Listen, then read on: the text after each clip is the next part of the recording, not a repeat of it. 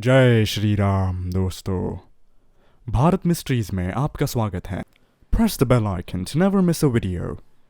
दोस्तों, भगवान सूर्य के पुत्र शनि देव के बारे में तो आप सभी जानते ही होंगे, क्योंकि भगवान शनि देव के नाम से ही हर व्यक्ति डरने लगता है।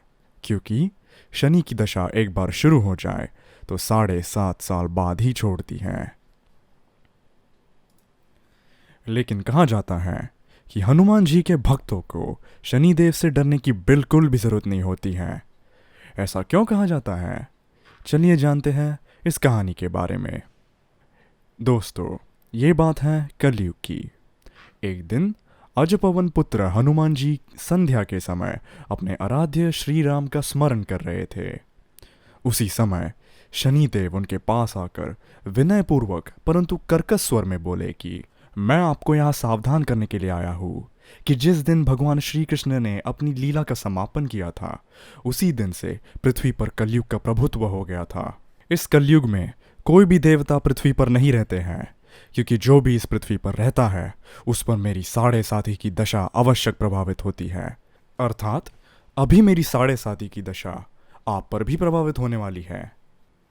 शनि देव की आवाज़ सुनकर हनुमान जी ने तब उनसे यह कहा कि जो भी प्राणी या देवता भगवान श्री राम के चरणों में आश्रित होते हैं, उन पर दुखों का कोई प्रभाव ही नहीं होता है। इसलिए आप मुझे छोड़कर कहीं और चले जाइए, क्योंकि मेरे शरीर पर भगवान राम के अतिरिक्त दूसरा और कोई प्रभाव नहीं डाल सकता है। हनुमान जी की आवाज़ सुनकर शनिदेव ने यह कहा था कि मैं सृष्टिकर्ता के विविधान से बंधा हूँ।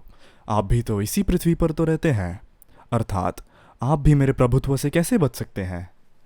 आप पर मेरे 7.5 आज इसी समय से प्रभावित हो रहे हैं, अर्थात मैं आज और अभी आपके शरीर पर आ रहा हूँ और इसे कोई भी नहीं रोक सकता। शनिदेव की आवाज़ सुनकर हनुमान जी ने यह कहा था कि आपको आना है तो आ जाइए, मैं आपको नहीं रोकूंगा, परंतु यह तो बता दीजिए कि आप मेरे शरीर में रहेंगे तो रहेंगे कहाँ? तो शनिदेव ने बड़े गर्व से हनुमान जी से यह कहा था कि मैं अपने 7.5 के पहले 2.5 वर्ष में प्राणी के सर पर बैठकर उसकी सारी बुद्धि को विचलित करता हूँ। फिर 2.5 साल में मैं प्राणी के उदर में बैठकर उसके शरीर को अस्वस्थ बनाता हूँ, और अपने 7.5 के अंतिम 2.5 वर्षों में मैं प्राणी के पैरों में रहकर उसे भटकाता हूँ। इतना सब कहकर शनिदेव जी हनुमान के मस्तक पर आकर बैठे थे, जिससे हनुमान जी के सर में खुजली होने लग गई थी। तब हनुमान जी ने अपने उस खुजली को मिटाने के लिए एक बड़ा सा पर्वत अपने सर पर रख लिया था। उस पर्वत से दबकर शनिदेव घबराते हुए हनुमान जी से ये बोले, ये क्या कर रहे हैं आप? हनुमान जी ने कहा, जिस प्रकार सृष्टि कर्ता के विधान से विवश है, उसी प्रकार मैं अपने स्वभाव से भी विवश हूँ। मैं अपनी सर की खुजली इस प्रकार ही मिटाता हूँ। आप अपना काम करते रहिए, मैं अपना काम करते रहूँगा। और हनुमान जी ने एक और पर्वत उखाड़कर अपने सर पर रख दिया, जिससे शनिदेव और भी दबने लगे। जिससे परेशान होकर हनुमान जी से शनिदेव ये बोले थे कि मैं आपसे संधि करने को तैयार हूँ, आप पर्वत नीचे रख दीजिए। शनिदेव के ऐसा कहने पर हनुमान जी ने एक तीसरा बहुत बड़ा पर्वत उठाकर अपने सर पर रख दिया। तीसरे पर्वत के बोझ से दबकर शनिदेव चिल्लाने लगे और बोले, मुझे छोड़ दो, मैं कभी आपके सामने भी नहीं आऊँगा। परंतु फिर भी हनुमान जी नहीं माने और एक और चौथा पर्वत उठाकर अपने सर पर रख लिया। शनिदेव जी ने हनुमान जी की विनती करते हुए ये कहा था कि मुझे छोड़ दो पवन पुत्र, मैं कभी उन लोगों के समीप भी नहीं जाऊँगा जो आपका स्मरण करते होंगे।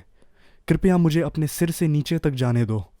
शनिदेव का यह वचन सुनकर हनुमान जी ने अपने सर से पर्वतों को हटाकर उन्हें मुक्त कर दिया।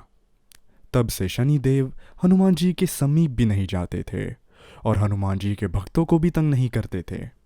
तो दोस्तों, आपको अगर ये कहानी अच्छी लगी तो लाइक, शेयर और सब्सक्राइब करना ना भूलें। डेली अपडेट्स के लिए दबाइए बेल आइकन।